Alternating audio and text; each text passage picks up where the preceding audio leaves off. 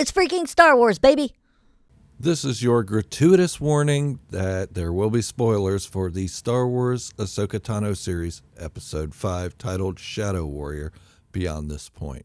And I don't even care if I use the word gratuitous wrong. So what? Who cares? You knew what I meant. But when Ahsoka Tano first appeared on screen in 2008, I was hesitant. I thought, okay, Anakin didn't have a Padawan, and what's all this, and this kid's a brat, and so on and so forth. But now, after watching the Clone Wars and Rebels, and now the Ahsoka series, The Mandalorian and the Book of Boba Fett, Ahsoka is very much a part of Star Wars, just as much a part of Star Wars now as Anakin Skywalker was, or Obi-Wan Kenobi, or Luke Skywalker, or even Darth Vader. Dare I say that? That put a bad taste in my mouth, but it's true. And even though her fate was a little different than Obi-Wan Kenobi's, Darth Vader's, and Anakin Skywalker's, her story is intertwined with them. Even though we didn't see her in the original 3 films or even 6 films, she's still there. She's always been there, and I don't think she's going anywhere anytime soon. And after the 5th episode of the Ahsoka series, I still can't stop thinking about it. I've probably watched it 3 times already, just taking it all in, just enjoying it. Specifically, the parts with Anakin Skywalker and Ahsoka Tano. Oh no, did I ruin it for you? Well, I gave you a spoiler warning at the beginning, so you shouldn't be here if you didn't want to be spoiled. Sorry. I even cut him out of my thumbnail, so no one will be spoiled in that. But what I'm going to talk about today is their interaction. I talked a little bit about it in my review for episode 5 of the Ahsoka series, but I wanted to go a little more in depth with it today. And before I do, here's a quick word from our sponsors for this video. No, they don't sell me anything. They don't give me any products, or really, it's just a shout out for them. They can be sponsors. Why not? The first one is Bandorn. The second is Joseph Campana 3139. And the third is Allegra Palatine. I think you meant Palpatine, but I'll forgive that. Anyways, here's their word. Confucius say, war does not determine who is right, only who is left. So instead of fighting with haters, drink beer, or bourbon in my case, then subscribe to my channel. Why? Because we enjoy talking about Star Wars. Simple. We have built a great community of Star Wars fans who think it's way better than Confucius. If you're a hater, you're welcome to as well. Just be polite and we will show you the same respect. Now, go forth and don't let anything interrupt your happiness. And thank you for the sponsors for today. And let's jump right into it. Let's talk about episode 5 of the Ahsoka series, specifically, not pacifically, Anakin Skywalker and Ahsoka Tano. First, I want to say Hayden Christensen is still on top of his game with his lightsaber. Holy crap, his skills are just amazing. I could only wish I could twirl a lightsaber the way he does. Man, I need to go do some training or something. I don't feel like it. I'm tired and I'm sick, so no. But anyways, yes, Hayden Christensen has done an amazing job in this lightsaber battle between the two, or sparring match, or training exercise, if you want to call it that. It was amazing. And Rosario Dawson does such a great job as well, almost as good as her animated counterpart of Ahsoka. I say almost as good because she's not as athletic, it seems, as Ahsoka was. She is limber, and she is, probably doing some yoga to get this going, but there's still a little something missing that I don't think you can transfer into live action from animation. And there's the fact that Rosario Dawson and Ahsoka Tano are older now, so likely she has bad knees or hips or something from doing all those gymnastic stunts.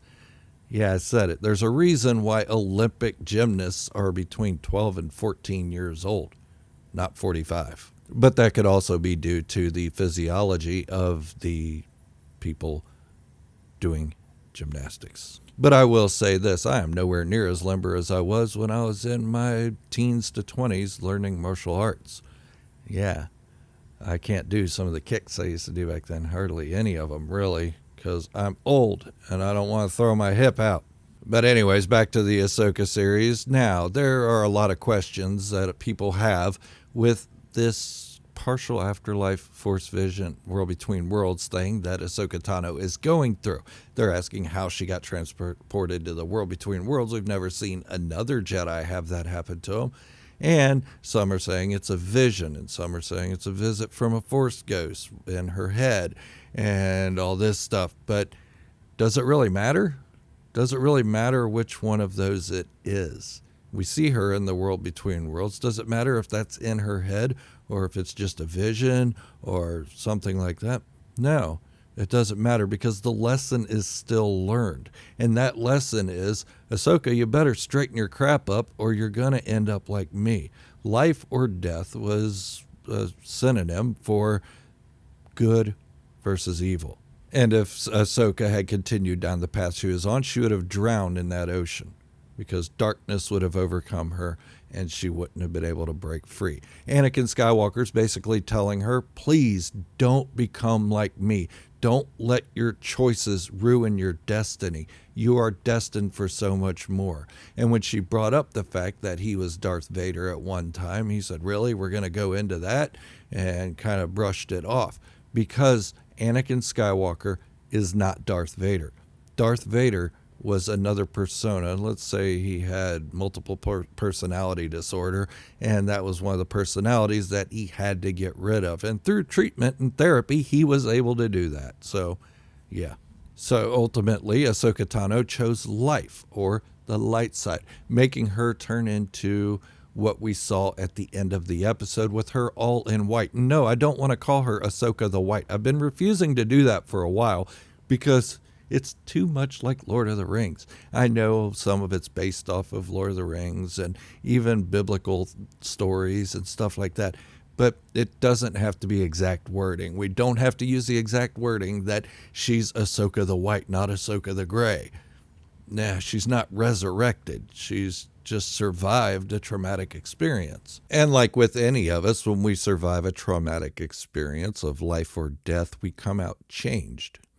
It's a known fact, unless you're a hard ass and don't change your ways and then wind up back in the same situation later, and that's your issue. But back to it. So Anakin takes Ahsoka back in time to two events that were big on her heart. One being one of the battles they fought during the Clone Wars, where she made a decision and a lot of clones got killed. The second was the Battle of Mandalore, where a lot of clones and Mandalorians were killed. She feels like her legacy was that of death and destruction, just as Baylan Skoll told her just before she died. And I'm sure this has been weighing on her heavily for a very long time. Remember, we've only seen Ahsoka in the Clone Wars and Rebels beyond this, or before this point, other than her cameos in The Mandalorian and the Book of Boba Fett, which we didn't get much insight into her. So we don't know how Anakin Skywalker turning to Darth Vader really affected her beyond that point, beyond her fighting him on Malachor. And we don't know how much of that she took responsibility for herself for leaving him and the Jedi Order in his time of need, which at the time he absolved her of that by saying, you know, I feel like sometimes I want to leave too. But she had to go do her own thing, and now she feels guilty for it. And Anakin's basically saying, this is not your problem. This is because of choices I made, and now I'm giving you a new lesson where you don't make those choices too. Even though you're older now and you've already not made the choices, but you're not going to make these choices moving forward, because every step you take to the dark path puts you closer into the dark side, and it grabs a hold a little tighter each time. And every new scenario, Ahsoka Tano had to adapt to the times. She was brought into the Jedi Order during war, so she was taught to be a commander in the Republic Army. That's something that Anakin Skywalker felt needed to be done in order for them to lead this army into bringing back peace to the galaxy. Remember, when he turned to the dark side, Anakin said, I'm bringing peace to my empire. Well, that's what he felt like during the Clone Wars as well. He wanted to bring peace to the Republic, and helping Ahsoka Tano be more of a warrior was furthering that goal of peace. Now, this episode of the Ahsoka Tano series really has my head spinning because for a long time, I didn't even consider what Ahsoka would be feeling like if Anakin Skywalker turned to the dark side, or that he did turn to the dark side. I don't know how she felt about it, and I never really gave it another thought, but now it's really got me thinking like crazy, and there's so many things going through my head, and I know a lot of this just seems jumbled and weird, but hey, you know, we're Star Wars fans. We're all jumbled and weird in some way. But I do like the throwbacks to the original trilogy and other parts of the Star Wars story during this moment. Like when Ahsoka told him, "I will not fight you," and Anakin said, "I've heard that before." Throwing back the line that Luke Skywalker gave him on the Death Star when he said, "I won't fight you." Okay? That really drove it in there for me. It really connected this with the original trilogy. And yeah, I know David, well, we're on first names now, Dave Filoni has taken on the role of creative director in Lucasfilm, and that's awesome. I hope we see more of him coming through in these new Star Wars stories coming out, like Skeleton Crew and The Acolyte. I hope he's really involved in those as well as creating the Mandalorian movie. I know he can't create every Star Wars movie that's around or a TV series, but he definitely can have an influence on it, a better influence than Kathleen Kennedy's had. Sorry, I don't think Kathleen Kennedy's very creative, or her creative decisions just suck. I think she's a hell of a producer. She knows how to get the money going where she needs to put it, and she knows how to get things for the creative department. She's just not a creator, and she needs to stop acting like one. Keep her as the executive producer, but give Dave Filoni a little bit more creative control. What do you guys think? I'd love to hear from you in the comments down below. I do read as many of them as I can, if not all of them, and I respond to as many as I can. Sometimes I respond when I'm triggered. Sometimes I respond when I'm in a happy mood. So, yeah, I like responding when I'm triggered. A lot of people tell me don't do that, but you know what? It's Star Wars, baby, and I'm going to defend it. But let me know in the comments what you think of this episode, any other Ahsoka episode, any episode of anything, The Mandalorian, Andor, which Andor, prior to Ahsoka, was my favorite series. Oh my God, he said it. Oh no, Andor was so boring, blah, blah, blah. I liked Andor because it was different. They tried to do a little bit different Star Wars story than what we're used to, and I liked it. It worked well for me, and that's just my taste. If you didn't like it, that's your opinion, and you're allowed to it, and I respect that. But let me know in the comments anything you like about Star Wars, anything you dislike or whatever. Just be polite about it. And before I go, here is another quick word from our sponsors of this video. Confucius was ever so wise, but he knew nothing of Star Wars. Fortunately for you, I know a lot about Star Wars, and I'm sure you do too. So subscribe to the channel and let's talk about our love for Star Wars. Oh, and bourbon. Until the next video, this is Gerald, a Star Wars fanatic, signing off, wishing you all great health, happiness, and peace. Thank you all for watching, and remember, this is the way. And positivity in the Star Wars community can be the only way.